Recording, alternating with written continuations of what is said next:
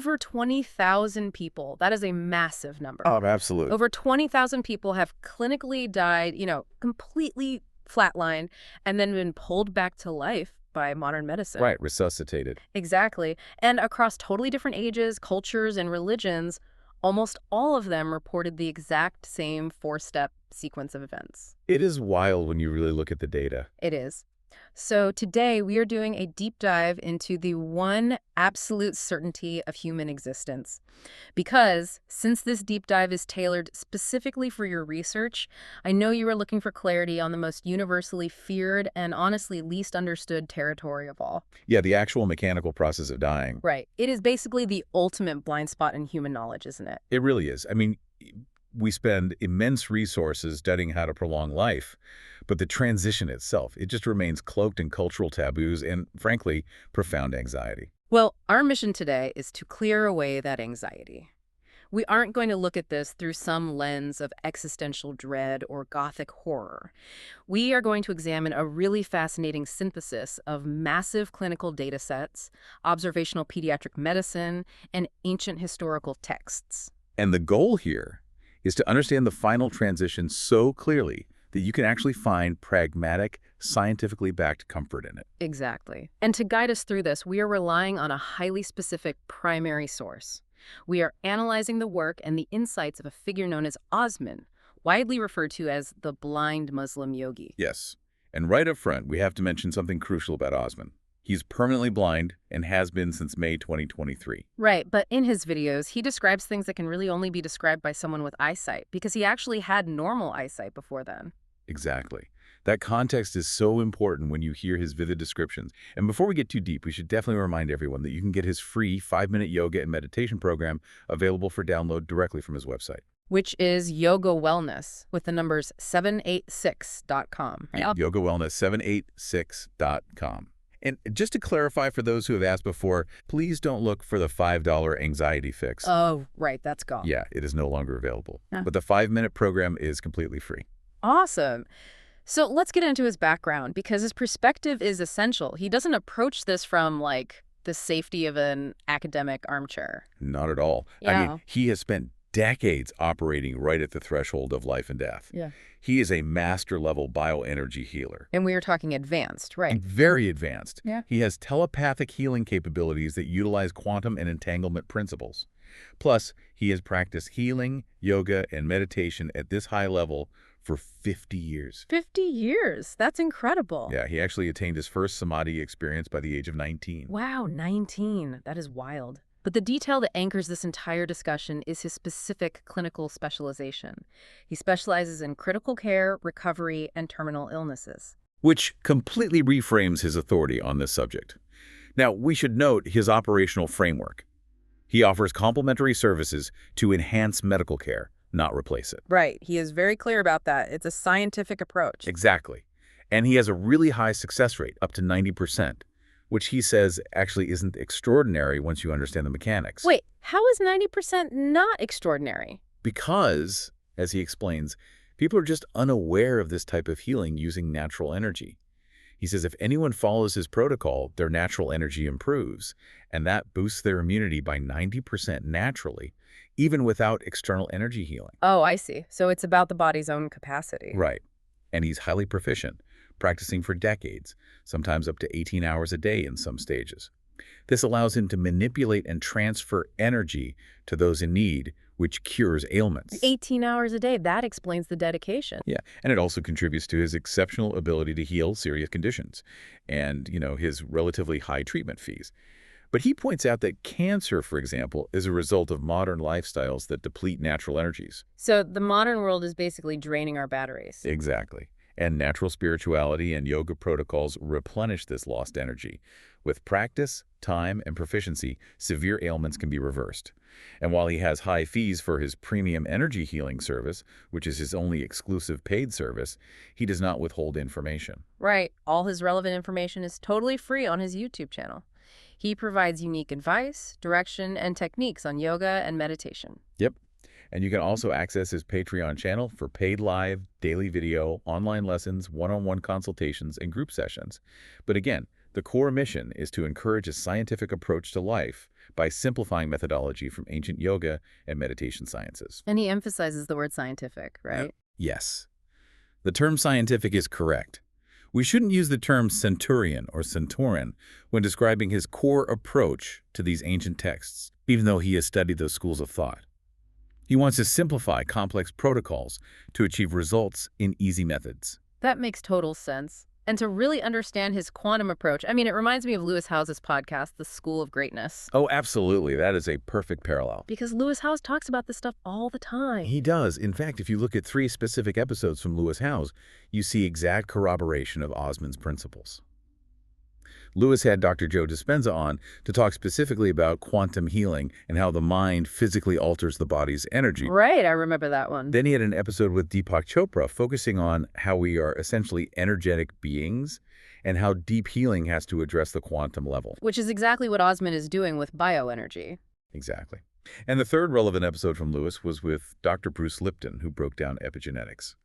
Dr. Lipton explained how our beliefs and environment, basically our modern lifestyles, directly control our biology, which perfectly mirrors Osman's point about modern lifestyles depleting natural energy and causing ailments like cancer. Wow. So Osman is taking these massive quantum concepts that guys like Dispenza and Lipton talk about and applying them directly in critical care wards. Yes. And think about what his day-to-day reality actually looks like. While most of us might attend a handful of funerals in a decade, Osman is consistently surrounded by the physical, biological reality of people actively passing away. He is sitting right there in the rooms where the machines are beeping, where the breathing changes, where the final moments happen. Right. And when you are immersed in that environment daily, the theoretical questions just burn away. If you are sitting safely in your living room, you have the luxury of asking, why must mortality exist? But when you are holding the hand of someone whose systems are actively shutting down, you need to understand the mechanics of the transition. You need to know what they are experiencing in that exact moment. You need a functional map of the borderlands. It completely shifts the question from why does death happen to what is actually happening to the consciousness and the nervous system right now. Because abstract philosophy just doesn't offer a functional map. Reading a dense theological text doesn't explain what is happening to the patient in the bed next to you. Precisely. Osman realized that traditional philosophy didn't provide the granular, mechanical details. He needed a conclusion that satisfied the mind from a strictly pragmatic, scientific perspective while still honoring faith. And that search led him directly to one of the most significant medical studies ever conducted on human mortality. This is where we cross from philosophy into hard data. Yeah, the scale of this research is staggering. Osman points us to the pioneering work of a Swedish doctor, Dr. Elisabeth Kubler-Ross, and her monumental book on death and dying. And that name probably sounds familiar to you listening because she is famous for outlining the 5 stages of grief. Right, denial, anger, bargaining, all of that. But the specific research Osman highlights here isn't about the grieving process of the living. It is about the dying process of the patient. We are talking about clinical interviews with over 20,000 individuals. The sheer volume of that data set is difficult to overstate. In clinical research, a study tracking the subjective experiences of even 500 patients is considered incredibly robust. Oh. But 20,000 accounts, that provides a level of statistical significance that forces you to pay attention. And we have to be super clear about who these people were. These were not simply people who had, a close call or a bad scare. No, these were individuals who had experienced the clinical death process. Their hearts stopped beating, their brain activity flatlined, and they were subsequently resuscitated by modern medical intervention. They crossed the line and the doctors pulled them back. And Kubler-Ross sat down with them, documented their experiences. What makes Osman focus so heavily on this study is the diversity of the pool versus the uniformity of the result. You have 20,000 people, totally different ages, cultural backgrounds, atheist, believers, and yet she found an undeniable universal sequence of events. A specific 4-step progression that happened to almost all of them. Let's break down the mechanics of that sequence because it fundamentally contradicts the biological assumptions we make about dying. Okay, so the very first step in this universal sequence, the immediate sensation upon the system shutting down, is an absolute, comprehensive absence of physical pain. I really want to pause here because that alone is a complete paradigm shift. Every single instinct we have as biological creatures is to equate physical damage with pain. Right. We just assume that the ultimate failure of the physical body must be the ultimate culmination of suffering. But the data from 20,000 people suggests that at the exact moment of transition, the pain mechanism just switches off. To understand why that is so profound, we have to look at the function of pain. Biologically, pain is just an alarm system. It is your nervous system telling your brain something is wrong, move away from the fire, protect the injured limb. But when the biological vehicle reaches the point of terminal failure, when resuscitation without external intervention is impossible, the alarm system becomes entirely obsolete. Exactly. There is literally no biological utility in feeling pain if the organism can no longer take action to preserve itself. So the system just unplugs the alarm. The trauma leading up to the moment might be agonizing, but the actual threshold crossing is characterized by sudden, absolute relief. And this biological shutdown is actually discussed brilliantly on the Huberman Lab podcast. Oh, Andrew Huberman Show, yes. If you want the neuroscience behind this, Huberman has 3 distinct episodes that map onto Osman's clinical findings perfectly. First, his episode with Dr. Robin Carhart-Harris on psychedelics and ego death. Right, because they talk about how the brain's default mode network shuts down, simulating that transition state where panic and pain just dissolve. Exactly. Then Huberman's episode with Dr. Matthew Walker on brain states and sleep architectures shows how the brain can chemically induce profound states of paralysis and peace, similar to the threshold of passing. That makes a lot of sense. And third, Huberman's interview with Dr. Sam Harris on meditation and consciousness highlights how awareness can actually detach completely from physical discomfort. Osman's 50 years of meditation practice essentially harnesses the exact neurobiology that Huberman's guests map out in the lab. That is such a solid connection. So following that physical release of pain, the second step in the sequence is cognitive. The patients reported experiencing a comprehensive memory flashback of their entire lifetime. It is often casually referred to as your life flashing before your eyes, but the clinical accounts describe something far more structural. It isn't just a random assortment of memories. It is a highly compressed total recall of their existence. And it leads directly into the third step, which is an evaluative process. During this comprehensive flashback, the patients experience a profound, simultaneous emotional accounting. Yes, they feel an intense, undeniable sense of guilt for the wrongs they committed, paired with a deep feeling of reward and peace for the good they had done. It's not just a movie playing in the background. It's a completely interactive audit. I tend to think of this like an AI processing a massive data log right before a system shutdown. That's a great way to put it. The system has to index every single file, every memory, and balance the moral ledger of the hard drive before it can upload the final state to the cloud. You are forced to feel the exact weight of your actions. It is a self-administered judgment. There is no external figure pointing a finger at them in this stage. It is their own consciousness reckoning with its impact on the world. And it is described as incredibly intense. But the sequence doesn't end in that heavy state of moral accounting. The fourth and final step, the culmination of the experience that Osman highlights as the ultimate source of solace, is that following this review, the patients report approaching a brilliantly bright, immensely comforting white light. A light that literally pulls them in. And the words used over and over again are comfort, peace, and warmth. This actually reminds me of Mel Robbins' podcast. She did an incredible episode that touches on exactly this feeling. Oh, you mean the one with Dr. Jill Bolte-Taylor? Yes. Mel Robbins interviewed Dr. Jill Bolte-Taylor, the neuroanatomist who had a massive stroke. Right. And as her left brain shut down, she described feeling absolute euphoric peace and a connection to universal energy rather than pain. It mirrors that white light comfort perfectly. Mel Robbins also had Anderson Cooper on to discuss profound grief and how we process the finality of death, which ties into the emotional accounting. And she had Robin Sharma on talking about legacy and the life review. Basically, what is your moral ledger going to look like when you reach that final moment? It all connects. Yeah. But here, with the white light, we really have to acknowledge a strict empirical boundary, and Osman is very careful not to overstep it. This brilliant white light is the absolute furthest point of clinical data we possess. Because the data relies on the return trip. Exactly. Yeah. Every single one of those 20,000 patients was resuscitated. They approached the light, they felt its comfort, but they were pulled back into their physical bodies before they could fully cross into or beyond it. Right. Scientifically speaking, nobody knows what happens 1 second after entering the light. The empirical map ends at the brilliance. Okay, I have to challenge this here because my mind immediately looks for the hardware explanation. Let's look at this skeptically for a second. We have 20,000 people reporting the exact same 4 steps. Pain stops, life reviews, moral accounting, white light. Right. Couldn't a neuroscientist look at this and say, well, of course it's the same. We all have the exact same brain structure. Isn't it highly probable that a dying brain simply executes a universal biological shutdown protocol? That is the classic counter-argument, yes. Like, as the optic nerve loses oxygen, Wow. it perceives a narrowing tunnel of white light, and the brain releases a massive flood of DMT and endorphins to ease the panic, creating a hallucination of comfort and a rapid-fire memory dump. Why jump straight to the idea of a universal spiritual destination when neuroscience offers a mechanical explanation? It is a vital question, and it is the primary argument of the materialist perspective.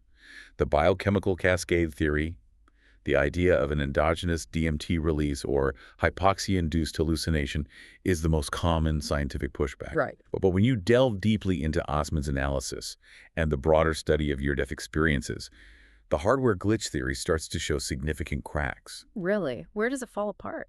primarily in the structure and lucidity of the experience. A hypoxic brain, meaning a brain deprived of oxygen, typically produces chaotic, confused, and highly fragmented hallucinations. Oh, I see. Think of someone suffering from severe altitude sickness. They don't experience hyperlucid, structurally identical, profoundly meaningful life audits. They experience terrifying delirium. That's a really good point. Furthermore, the memory review involves a level of cognitive processing and moral evaluation that requires complex neural coordination, which completely contradicts the state of a brain that is actively losing function and electrical activity. Yeah, a crashing system shouldn't be able to run its most complex diagnostic software perfectly while the power is actively being cut. Exactly. The consistency of the narrative, the specific order of the relief, the review, the judgment, and the light points to a structured transition rather than a randomized chemical dump.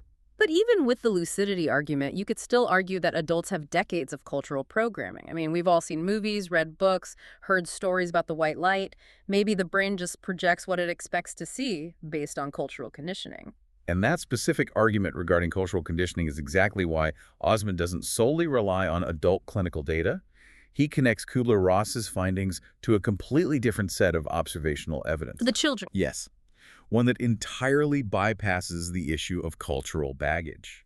He looks at those who have the least preconceived notions about mortality, young children. This is the part of the source material that really stopped me in my tracks. Because if you want a clean data set, untainted by religious theology or pop culture tropes about near-death experiences, you look at a 3-year-old or a 4-year-old. Right. They don't have the software update of societal expectations. They just have the biological hardware. Exactly. And Osman references a deeply compelling observation that gained traction recently on a Joe Rogan podcast. Yes, the accounts of a pediatric hospice care nurse. This nurse had the emotionally devastating job of caring for children in their final days and hours, and she had recorded videos and compiled observations of several children in the exact moments right before they passed away. It's heartbreaking, but profoundly illuminating. And what she documented wasn't a verbal account after the fact, like the adult studies. It was a shared, physical, involuntary reflex happening in real time. When you watch these recordings or hear the nurses describe these rooms, there is a distinct pattern. Just before the monitors flatline, just before the passing, these children were all engaging in the exact same physical action. They were reaching out with their hands, looking up, and physically striving to go towards something. It was an active physical engagement with a destination or a presence that they could clearly perceive, but which the adults in the room could not. Now, when a grieving parent or a medical professional witnesses this, the immediate natural human assumption is to contextualize it through relationships. Right. They often imagine that the child is seeing a deceased loved one, a grandparent, or a familiar figure coming to guide them. Which is a beautiful thought, but it still relies on the child projecting a known concept. But Osman offers a different analysis of this phenomenon, and it ties the pediatric observations directly back to the 20,000 adult medical records. Osman theorizes that these children are not necessarily projecting the image of a deceased relative. Instead, they are perceiving the exact same brilliant, comforting white light that the adults documented in the Kubler-Ross study. Yes. And this phenomenon is actually something that comes up in Rainn Wilson's podcast, Soul Boom. Oh, I love Soul Boom. Yeah. Rainn Wilson had 3 incredible episodes that touch on this exact thing. First, he interviewed David Kessler, the grief expert, who talked extensively about deathbed visions and how dying people interact with unseen presences that bring them profound peace. That lines up perfectly with the hospice nurse accounts. Then Rain had Reza Aslan on, discussing the human concept of God and how humans instinctively reach for the divine across all ages. And finally, Dr. Lisa Miller, who discussed the neuroscience of spirituality, proving that our brains are hardwired from birth for spiritual connection. So children naturally have this hardware engaged. Because they are young children, their reaction is fundamentally different from an adult's. An adult might lie still, observe the light, and try to intellectually process what is happening. A child's instinct is purely physical and immediate. It's the most basic human reflex. Think of a toddler in a crowded, overwhelming room who suddenly spots their parent. They don't analyze the situation, they just reach. It is a nonverbal, instinctual grab for absolute safety.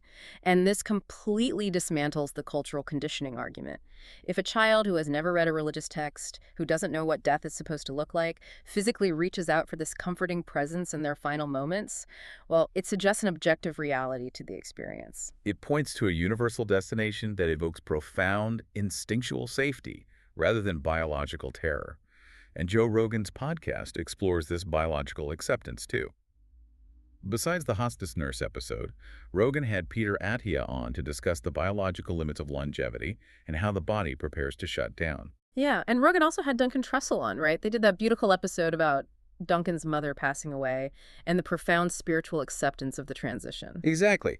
Whether you define that reality as a hardwired biological absolute, like Attia, or a spiritual threshold, like Trussell, the functional result is the same. The transition is anchored in comfort. And what is truly remarkable is how this modern empirical data, the adult medical records and the pediatric hospice observations, perfectly mirrors how ancient traditions have mapped the origins of human consciousness for thousands of years. Right. So Osman takes the clinical data from the 20th century and the pediatric observations from modern hospices, and he bridges them all the way back to ancient yoga sciences and historical texts. This is where we move from the clinical to the cosmological. Osman lays out a core tenet found deeply embedded within diverse ancient literatures and yoga sciences. And keep in mind, Osman has studied this for 50 years, practicing 18 hours a day. The foundational concept is simple, yet it completely rewires how we perceive mortality. We all originate from a specific central source. And at the moment of death, we are not ceasing to exist. We are simply returning to that exact same place. He uses this fantastic modern terminology to explain this ancient concept. He calls this source the mothership. The mothership analogy is incredibly effective because it implies a structured deployment and return. He equates this mothership directly with the brilliant, comforting white light from the clinical studies. According to this framework, we deploy from the mothership into this physical biological existence to experience a specific lifetime. And when the biological vehicle fails or the mission of this life is over, the consciousness is called back to the source. It completely removes the concept of an end or a cliff that you fall off into a dark abyss. It replaces the abyss with a homing beacon. Let's expand on that mothership metaphor because I love it. Imagine a team of deep-sea explorers in a tiny, fragile submersible dropping down into the freezing, crushing dark of an ocean trench. Very hostile environment. Exactly. They are entirely surrounded by an environment hostile to their existence, relying on this little metal shell. Under this cosmological view, death isn't the submersible suddenly imploding and the explorers drowning in the dark. Right. Death is just the tether finally engaging and pulling them rapidly back up to the brightly lit, warm, safe mothership waiting on the surface. And if you understand the mechanism of that return, it explains the emotional state of the transition. Osman notes that in this process, there's absolutely zero fear involved. If we stick to that analogy, if you are sitting in a freezing submersible in the dark and you suddenly see the massive warm lights of the ship that brought you there, your nervous system doesn't register fear. It registers profound relief. You feel comforted approaching it because it resonates at the exact frequency of home. This concept of the mothership, the return to source, is a huge theme on Rick Archer's podcast, Buddha at the Gas Pump. Oh, absolutely. Rick has covered this extensively. Yes. For example, he interviewed Anita Moorjani, who had one of the most famous near-death experiences ever recorded. She talked about entering that exact same white light, the mothership, and returning completely healed of her terminal cancer. Which perfectly validates Osman's focus on terminal illness and quantum healing. Exactly. Rick also interviewed Rupert Spira, who breaks down how consciousness is the fundamental reality, the source in the body, This is a temporary expression of it. And didn't he have Swami Sarvapriyananda on too? He sure did. Swami Sarvapriyananda explained the ancient Vedanta perspective on this exact return journey to the effulgent light. It's amazing how perfectly Buddha at the gas pump corroborates Osman's 50 years of study. Let's ground this for you listening. Think about your own daily life right now. How much of your background, low-level anxiety, the kind that flares up at 3 a.m. when you think about aging or illness or just the fragility of life, how much of that would fundamentally evaporate if you could internalize this mechanism? If you genuinely believed that your final destination isn't an ending, but literally the safe harbor that built you, It changes the baseline of human existence. it really does.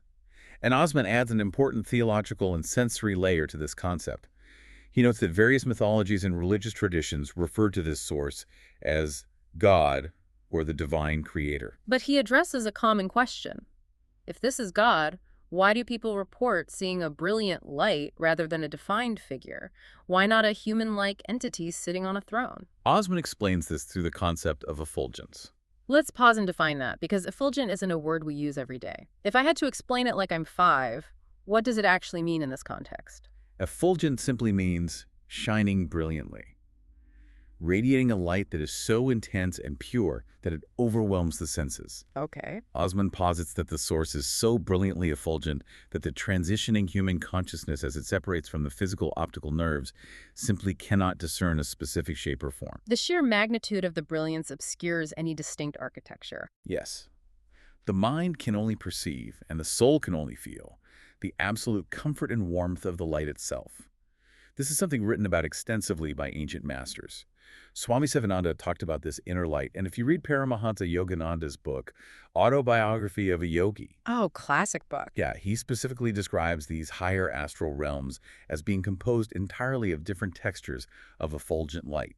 Even practices like Yoga Nidra are designed to safely detach your consciousness from the physical body so you can glimpse that light while still alive. It's like trying to look directly at the sun to see its surface texture. You can't see the details, you can only experience the overwhelming radiance. But this concept of a formless, effulgent source of light isn't just a generic spiritual idea. Osman points out that this specific framing creates a shocking historical bridge to other major world religions. And he introduces a historical anomaly to prove it, which takes this deep dive into an entirely new dimension. Yeah, Osman brings our attention to a fascinating historical figure from South India, Saint Valor, who is more commonly known in historical texts as Ramalinga Swamigal. Now, I need to set the stage for us here because the historical context is crucial to understanding why this matters. Okay, who was Ramalinga Swamigal and what was his environment? Ramalinga Swamigal existed within the Saivite section of what is geographically termed Hinduism. Now, Osman makes a critical semantic and historical clarification here.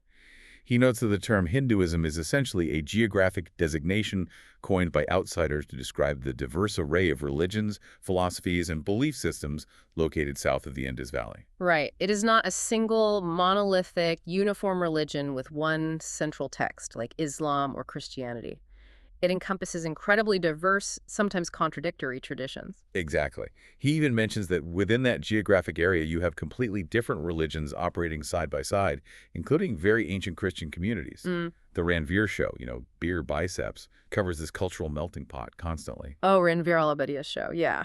Yeah, Ranveer has had Sadhguru on multiple times to discuss the ancient yogic sciences of South India.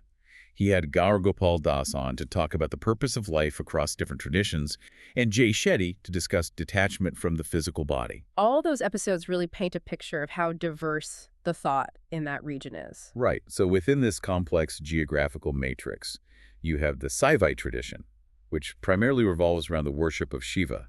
And within that specific tradition, you have Ramalinga Swamigal.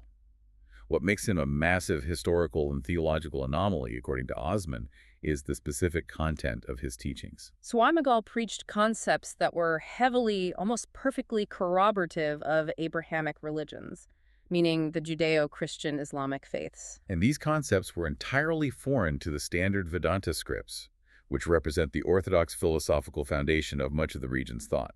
Let's define Vedanta quickly. Vedanta is essentially the ancient philosophy focusing on the interconnectedness of the soul and the universe, often leaning toward reincarnation and cycles of life. Correct. Yes, a cyclical view of existence and liberation from that cycle. But Swamigal diverged from this cyclical model dramatically. What exactly was he preaching that broke the mold so severely? Swamigal preached a linear eschatology. He preached that there would be a specific, definitive day of judgment. He preached the eventual physical or spiritual resurrection of everyone. And, most importantly for our deep dive, he preached that one should reject idol worship and worship God purely as an effulgent white light. We need to really look at the mechanics of this anomaly. You have an isolated historical saint in South India. He is preaching resurrection of the dead, a singular day of judgment, and God as a formless, effulgent white light. That is a perfect mirror of Abrahamic theology developing thousands of miles away in the Middle East. And Osman points out there is no known historical evidence that Swamigal had contact with or was secretly studying Christian or Islamic texts. That is the crux of the anomaly. How does a figure steeped in South Indian Saivite tradition spontaneously generate a theology that perfectly aligns with Middle Eastern Abrahamic texts, which in turn perfectly aligns with the clinical findings of a 20th century Swedish doctor studying 20,000 resuscitated patients, which in turn aligns with the physical reflexes of children passing away in modern pediatric hospices? When you lay the data points out like that, from the ancient Middle East to historical South India to 1969 hospital wards to modern pediatric units, it defies coincidence. It really does. It suggests an underlying objective architecture to reality that transcends cultural and geographic boundaries. It implies a universal truth that humans occasionally tap into or observe, regardless of their era or location. Stephen Bartlett explores these universal truths deeply on The Diary of a CEO. Oh, Stephen's podcast is fantastic for this. Yeah, he had Mo Gaudat on, and they discussed the mathematics of happiness and confronting the reality of death without fear. Then he had Dr. Tara Swart on, breaking down how the brain biologically responds to these universal spiritual truths. And Stephen had Sadhguru on as well, right? He did, tying the yogic science right back into modern entrepreneurial mindsets. It all connects. Now, to address why this specific teaching of Swamigal seems so isolated within Indian history, Osman offers a historical tangent regarding the preservation of texts. He references the claim of Aryan invasions roughly 5,000 years ago into the Indian subcontinent. How does that invasion theory explain the lack of older corroborating literature for Swamigal's views? The theory suggests that as the ruling Aryan class established dominance, there was a systematic suppression or destruction of existing indigenous literature. Texts were allegedly burned across various locations, and the ruling class promoted their own literature and philosophical frameworks to solidify control. So Osman theorizes that Swamigal might not have been inventing a new theology out of thin air, but rather spontaneously tapping into or reviving a much older, suppressed stream of indigenous knowledge that had always aligned with these universal truths about the light and the judgment. Although Osman admits the physical texts from 5,000 years ago aren't there to prove it, the spontaneous emergence of Swamigal's teachings remains a glaring historical marker. And this brings us to the most important part of this entire deep dive. Recognizing this universal truth, this incredible convergence of data, isn't just a fun intellectual exercise. It's not about winning a theological debate. No, for Osman, this knowledge has an incredibly profound, urgent, and practical application, which brings us full circle to his identity as a healer. Why does a master-level energy healer who spends his life trying to save people from terminal illness focus so heavily on the transition itself? Because he knows that despite his best efforts, death is the inevitable conclusion for the biological body, and the devastation left in its wake for the families is immense. He deals with the collateral damage of mortality every day. And because of that, Osman has a very specific practice. He repeatedly purchases Dr. Kubler-Ross's book on death and dying to give away as a gift to grieving families. He hands them the clinical data, not just a generic platitude like they're in a better place, but a documented study of 20,000 people. Exactly. Because in the depths of grief, platitudes often fail. The mind craves certainty. The mind demands facts.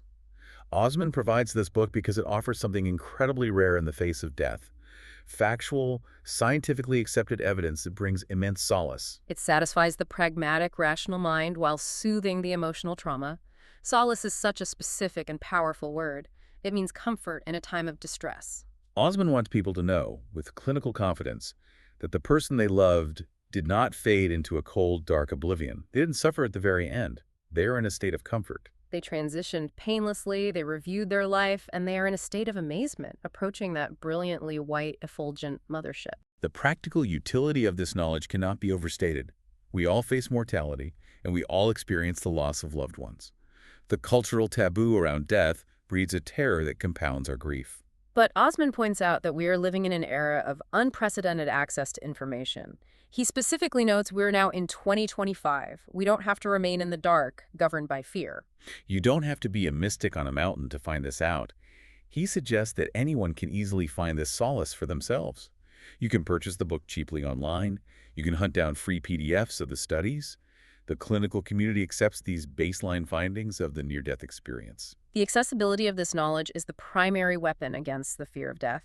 And to that end, if you want to explore more of Osman's insights, make sure to search for The Blind Muslim Yogi on Apple Podcasts and Spotify. Yes, remember the comma. Search The Blind Muslim Yogi and be sure to follow his channel there or like and subscribe to his YouTube channel. It really helps increase his exposure so he can help more people, which is his entire mission. What Osman is offering here is essentially an emotional first aid kit. It is a scientifically backed shield against the crushing despair that accompanies grief. So, as you are listening to this, I want you to apply this directly to your own life and the losses you've experienced. If you could truly, deeply internalize the belief that the person you lost simply walked into a warm, welcoming light, completely free of physical pain, guided by a profound sense of returning home, how would that transform the way you carry your grief today?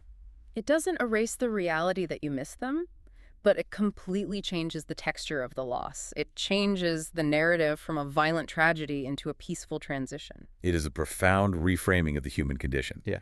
To briefly synthesize the incredible terrain we've covered today, we started with the urgency of a master healer, Osman, navigating terminal illness with a 90% success rate using quantum energy. We explored the hard, empirical data of 20,000 medical records, documenting a painless transition and a comprehensive life review.